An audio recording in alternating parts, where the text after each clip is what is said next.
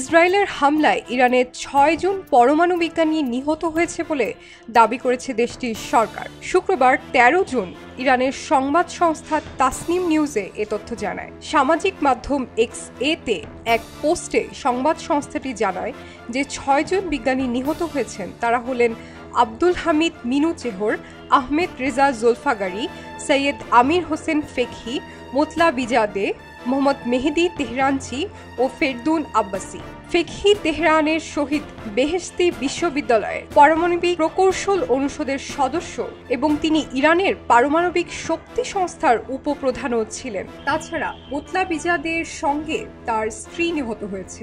হামলায় নিহত অন্যান্য কর্মকর্তাদের মধ্যে ইরানের সশস্ত্র বাহিনীর প্রধান major general Mohammad Hossein Bagheri, Islamic revolutionary guard কর্পসের IRGCর commander major general Hossein Salami এবং ইরানের খাতাম আল আম্বিয়া কেন্দ্রীয় সদর দপ্তরের commander major general Gholam Ali Rashid প্রমুখ রয়েছেন।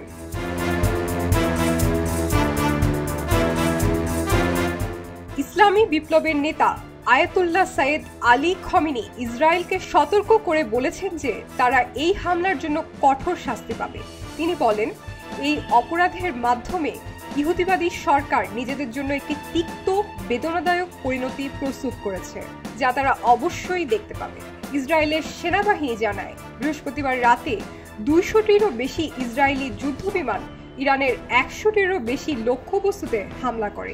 AFPর একটি প্রতিবেদনে বলা হয়, ইরানের বিরুদ্ধে ইসরায়েলি হামলায় নারী ও শিশুসহ কমপক্ষে ৫০ জন আহত হয়েছে।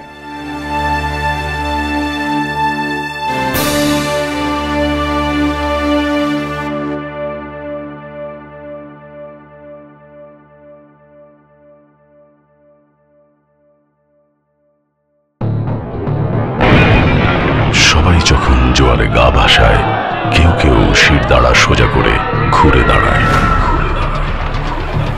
সময় যেখানে প্রতিনিয়ত হার মেনে নিতে শেখায়, কেউ কেউ চ্যালেঞ্জ ছুড়ে দেয়।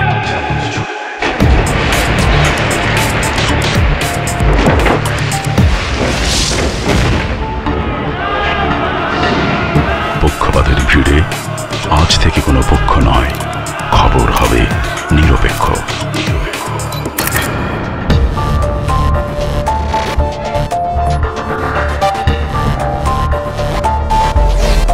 বানোয়াট তথ্যবাদ, খবর হবে নিখাত। ভেঙে গুজবের শিক, খবর হবে নির্ভীক। মুক্ত চিন্তার স্বাধীন দৈনিক খবরের কাগজ। এখন খবর হবে নিখাত, নির্ভীক,